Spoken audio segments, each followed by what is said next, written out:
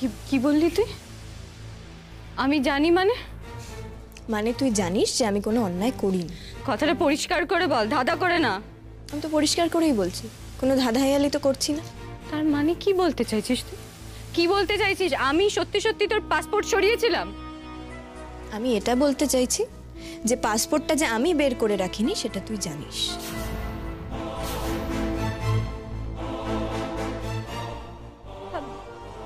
কি করে? তুই তো আমাকে জন্মস্তক দেখেছিস দিদিভাই, আর কেউ না জানুক এটা তো তুই জানিস যে ওরকম একটা কাজ করার মতন কেয়ারলেস আমি নই। ওই বাড়িতে তো এটা আর কেউ না জানুক তুই তো জানতিসই। আমি যে এতটা ভুলো নই এটাও তো তুই জানতিস। আর আমি যে এতটা সাবধানী সেটা নিয়েও তো তুই আমাকে বহুবার কথা শুনিয়েছিস। এসব কথার মানে কি? তা সেই সাবধানী মেয়েটা যে ওরকম একটা ভুল করতে পারে না সেটাও তো তুই জানিস দিদিভাই। আমার পক্ষে পাসপোর্টটা বের করে অদ্ভুত জায়গায় রেখে বেমালুম ভুলে যাওয়াটা যে অসম্ভব সেটা তুই ছাড়া আর কে জানে দিদিভাই। কাজেই তুই নিশ্চয়ই জানিস যে আমি পাসপোর্টটা অন্য কোথাও রাখিনি। আর কেউ আমার সঙ্গে এই বদমাইশিটা খুব ইন্টেনশনালি করেছে, তাই না দিদিভাই? বিরাট খেলা খেলছিস তুই মেঘ, সাইকোলজিক্যাল খেলা খেলছিস। কেউ কেন করবে এটা তোর সঙ্গে মেঘ? কেন কেউ করবে সেটা তো যে করেছে সেই বলতে পারবে, আর যে করেছে সে খুব বোকার মতন একটা কাজ করেছে। কেন? কেন মানে এই যে আমি যে সবকিছু ভুলে যাই এই গল্পটা তৈরি যে করেছে তোর এটাই হাসি পাচ্ছে না? আচ্ছা তুই বল, আমার মতন একটা মেয়ে যে নাকি একটা পেন পেন্সিল নিয়েও টেনশন করে সে একটা পাসপোর্ট অন্য কোথাও রেখে ভুলে যাবে? তুই বল না দিদি ভাই, তোর মনে হচ্ছে না যেই কাজটা করেছে সে আমাকে একেবারে চেনে না? শোন মেঘ, জীবনে একবার ভুল যে কেউ করতে পারে, কিন্তু ওই একটা ভুলের জন্য, ওই একটা ভুল লুকোবার জন্য এই লেভেল অবধি যাওয়াটার কিন্তু কোনো দরকার ছিল না। তুই বল না, আমার কাছে আর কি উপায় ছিল নিজেকে প্রমাণ করা যে আমি ছাড়াও ব্যাগে অন্য কেউ হাত দিয়েছিল? আর সেই হাত দেওয়াটা আমি হাত দিয়েছিলাম, এটাই তুই বলতে চাইছিস তো? দেখ তোর তো হাতের ছাপ আছে ওখানে, হতে পারে তুই যেটা বলছিস সেটা সত্যি, আর না হলে যে আমাকে ফাঁসাতে চেয়েছে সে একজন বড় ক্রিমিনাল। সে বুঝতে পেরেছিল যে ফিঙ্গারপ্রিন্টস রাখলে মুশকিল। কি বললি তুই মেঘ? না না, তুই তুই কি বললি এক্ষুনি? আমি যেটা বলছি সেটা সত্যিও হতে পারে, তার মানেটা কি? তোর মনে সন্দেহ আছে তাই তো? তুই আমাকে সন্দেহ করছিস, তার মানে আমি যেটা বলছি সেটা মিথ্যেও হতে পারে কি?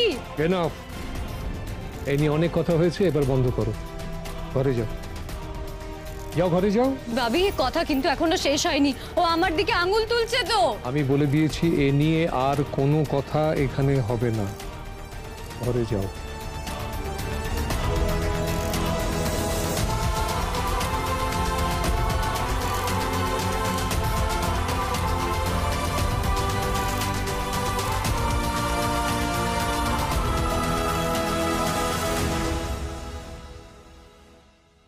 কেন কেন কেন বলো তো ঠাম্মি, কেন কেন বারবার ওরকম অযৌক্তিক ভাবে মেঘকে সবসময় কাট করায় তুলি?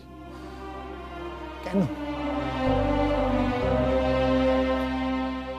আচ্ছা ঠাম্মি, আমি আমার কি ডাক্তারের কাছে যাওয়া উচিত? তোরা আজকালকার আধুনিক ছেলে, অনেক বেশি জানিস, অনেক বেশি বুঝিস। তোর যদি মনে হয় যাবি। জানো তো ঠাম্মি, মেঘ না আজকে আমায় কোনো কথা বলতে দিল না, মাফ চাইতেও দিল না। ও নিজেই অনেক কথা বলে গেল, বললো রেহাই দাও আমায়। মেঘ আমার কাছ থেকে রেহাই চাইল আর বলল ভালোবাসা শব্দটা নাকি আমার কাছে একটা শৌখিন শব্দ, আমি নাকি কোনো যত্নই নিতে শিখিনি সেটার। ওরা খুব কষ্ট পেয়েছে জানো তো। এই আমি ওকে সন্দেহ করেছি, ওর অন্য কারোর সাথে সম্পর্ক আছে, এটা নিয়ে কষ্ট ওর মনের ভেতরে গিঁথে গেছে। আচ্ছা কেন বলো তো আমি এটা করতে গেলাম? মেঘই ঠিক, আমি না কাউকে ভালোবাসতে পারি না, জানো তো, কাউকে না। আমি একটা আত্মসর্বস্ব স্বার্থপর মানুষ। সে কি করে কাউকে ভালোবাসবে বলো তো? না গোটা আমি মেঘের যোগ্য নই। ওর জীবনে জোর করে ঢুকে পড়েছে, ঢুকে পড়ার পর থেকে কষ্টই দিয়ে গেছে ওকে। আমি নিজেকে ওর জীবন থেকে সরিয়ে দেব, তাতে কষ্ট হবে আমার, হোক কষ্ট। এই কষ্টটাই আমার প্রাপ্য।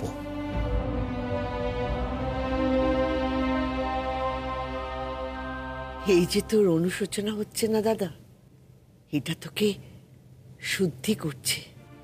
এই যন্ত্রণাটা তোর পাওয়া দরকার ছিল দাদা, তোকে ভালো মানুষ হবার জন্য।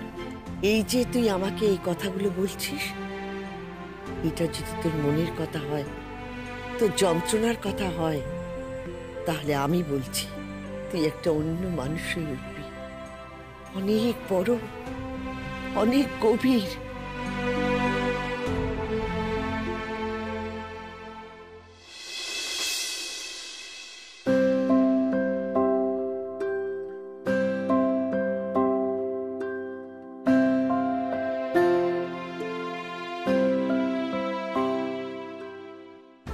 সরি স্যার, একটু দেরি হয়ে গেল।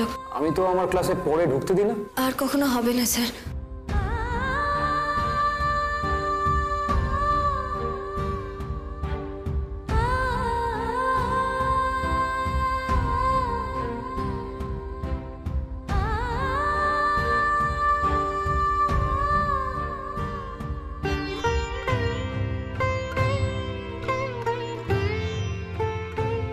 তোমাকে যখন একটু একটু করে চিনছি, জানছি, তখন কিন্তু ঠিক এরকম একটা ঘরেই তোমাকে কল্পনা করতাম।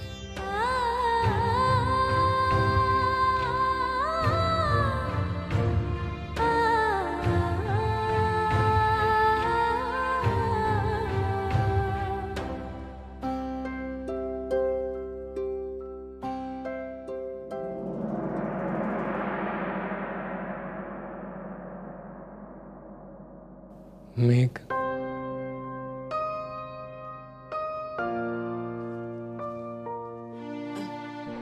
বাপি তুমি বসো না, চলো।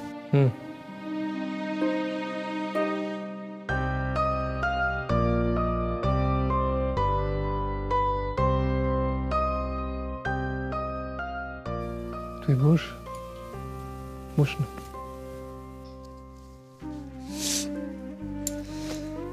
কি ভাবছিলি?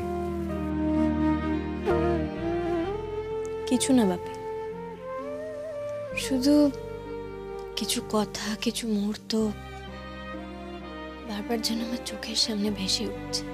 আমি যে সেগুলোর কথা ভাবছিলাম এমনটা নয়, কিন্তু কিন্তু তাও জানি না কেন বারবার বারবার ওগুলো আমার মনের মধ্যে ভেসে উঠছে।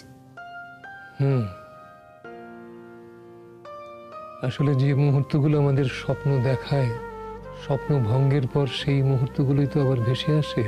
তখন মনে হয় যে সবটাই কি মিথ্যে ছিল, কোনো সত্যি কি এতটুকু ছিল না কোথাও।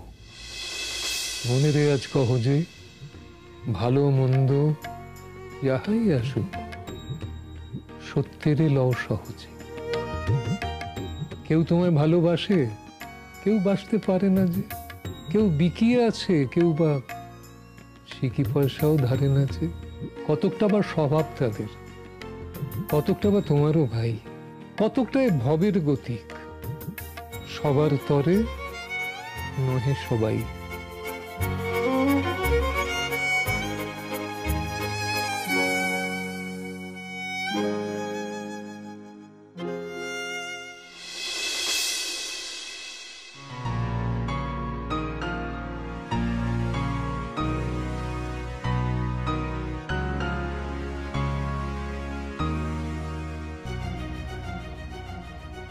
তুমি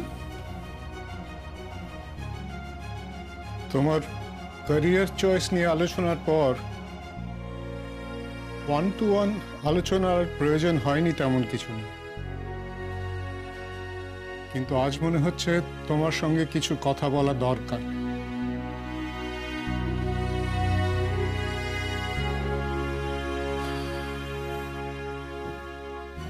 আমার দোষটা আমি জানি বাবা, আর এটাও জানি আমি হয়তো মেঘকে সারা জীবনের মতো হারিয়ে ফেলেছি। আমার প্রাপ্তবয়স্ক ছেলের সঙ্গে আমি কি একটু মন খুলে কথা বলতে পারি? আমার না কারোর সঙ্গে কথা বলতে ভালো লাগছে না, জানো তো, কোনো কথা বলতেই ভালো লাগছে না। এটা তোমার ভেতরের এসকেপিস্টটা বলছে, আর তোমার এই এসকেপিজমটাই তোমার সব সমস্যার পেছনে বলে আমার মনে হয়। আমি এসকেপিস্ট? বেশি রকমের। খুব খানিকটা কেঁদে কেটে অশ্রু ঢেলে ঘড়া ঘড়া মনের সঙ্গে একরকমের করে নেড়ে বোঝাপড়া, তারপরে আধার ঘরে প্রদীপ খানি জ্বালিয়ে তোলো, ভুলে যা ভাই কাহার সঙ্গে কতটুকুন তফাৎ হলো। মনের তাই কহ যে ভালো মন্দ যাহাই আসুক, সত্যের এলো সহজে।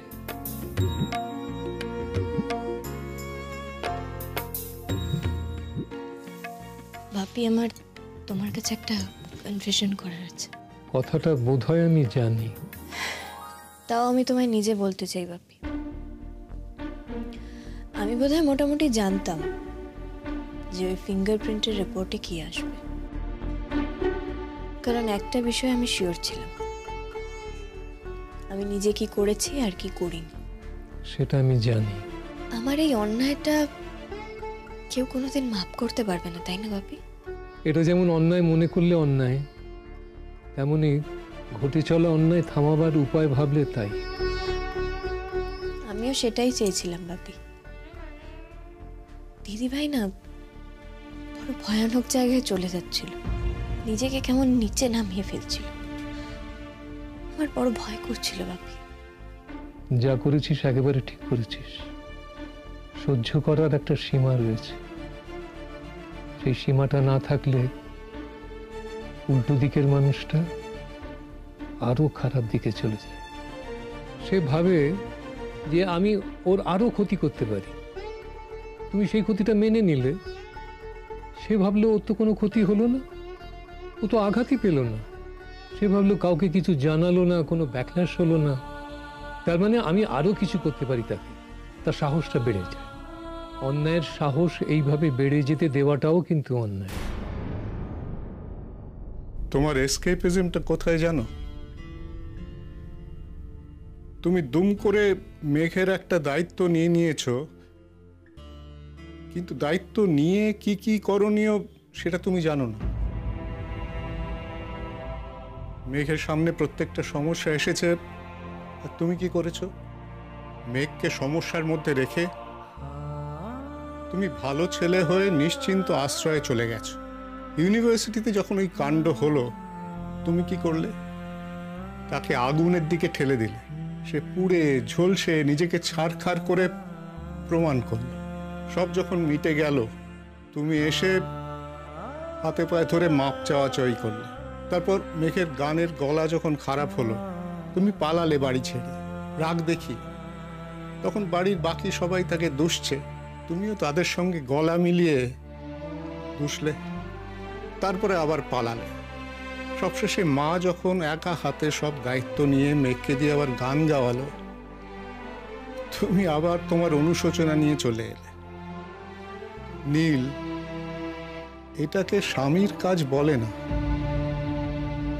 ভালোবাসার মানুষের এমন ব্যবহার হয় না। তুমি নিজের এই পালানোর মনোবৃত্তিটা সামলাও। মেঘের বিপদে তার হাতটা শক্ত করে ধরে থাকো। শুধু তোমার বিপদে তাকে পাশে পাবে সে আশা করলে তো হবে না, তার বিপদেও তোমাকে থাকতে হবে। আমি একটা ফেইল্ড মানুষ বাবা, একটা ফেইল্ড মানুষ, একটা ফেইল্ড হাজব্যান্ড। আমার না কোনো যোগ্যতাই নেই ওর পাশে দাঁড়াবার। ওকে বোধহয় মুক্তি দেওয়াই উচিত আমার, তাই না? এইটা আবার তোমার ভেতরকার সেই ইটারনাল এক্সকেপিস্টটা কথা বলছে। কেন তুমি নিজেকে বদলানোর কথা ভাবতে পারছো না? তুমি তো মেঘকে ভালোবাসো,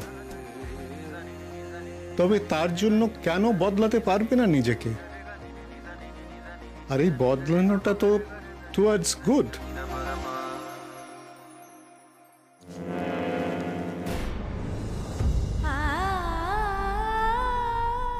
দেখো বাপি, সবকিছু কেমন যেন বেসুরে হয়ে বাজছে। আর নীল তো সেই একইভাবে এসে বলে যাচ্ছে যে ভুল হয়ে গেছে মেঘ, একইভাবে ক্ষমা চেয়ে যাচ্ছে। সবকিছু সে কেমন একই রকম।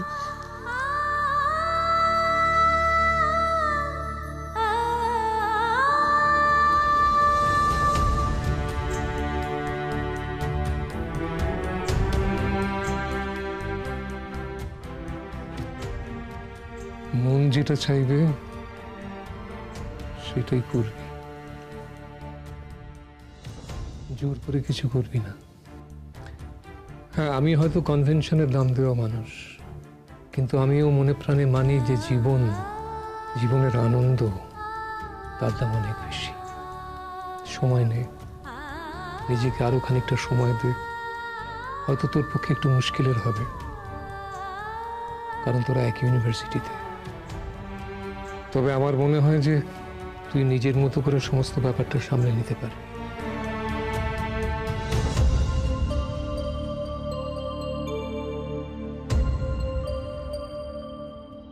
বাপি,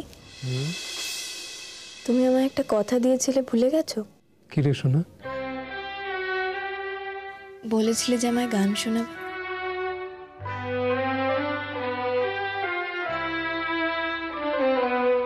আকাশ ভরা সূর্য তারা, বিশ্ব ভরা প্রাণ, তাহারি মাঝখানে আমি পেয়েছি মোর স্থান বিষয়ে। তাই জাগে আমার গান আকাশ ভরা।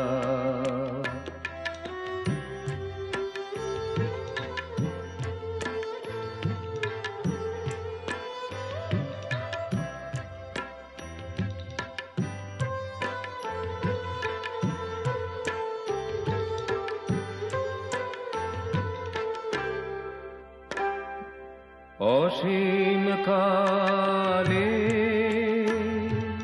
যেহিলোলে জোয়ার ভাটা ভুবন দোলে, নারীতে মোর রক্ত ধারা লেগেছে তারটা বিষয়ে। তাই জাগে আমার গান আকাশ ভরা। মেঘ, মেঘ, মেঘ, মেঘ।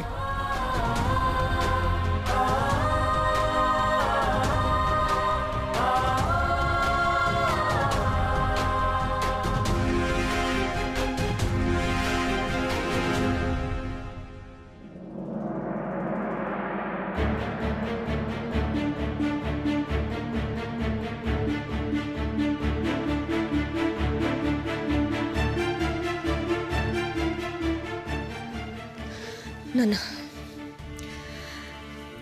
আমি আর ভাববো না ওর কথা, আমি আর ভাববো না। আমাকে আমাকে সবকিছু আবার নতুন করে ভাবতে হবে।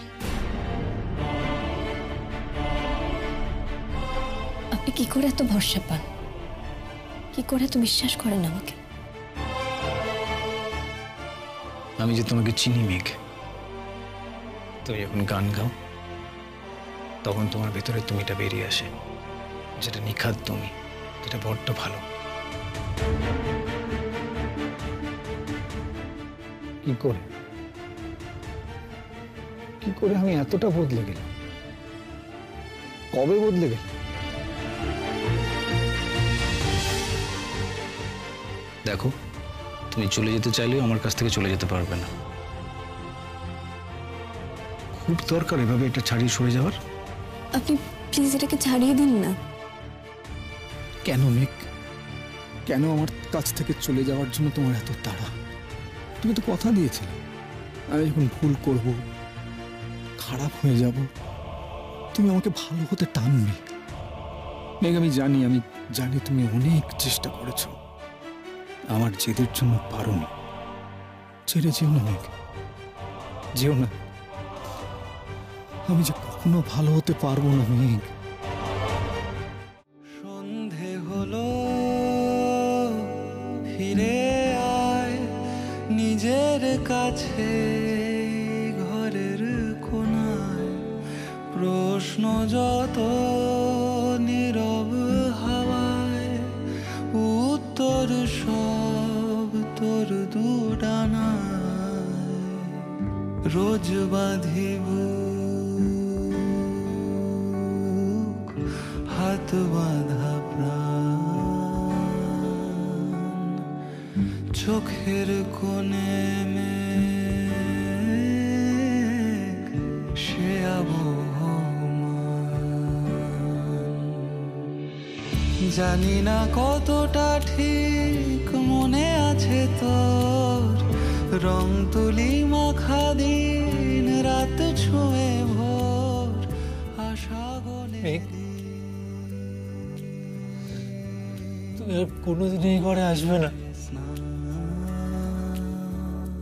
কোনোদিনও না। কান পেতে শোনে হৃৎপিণ্ডের টান।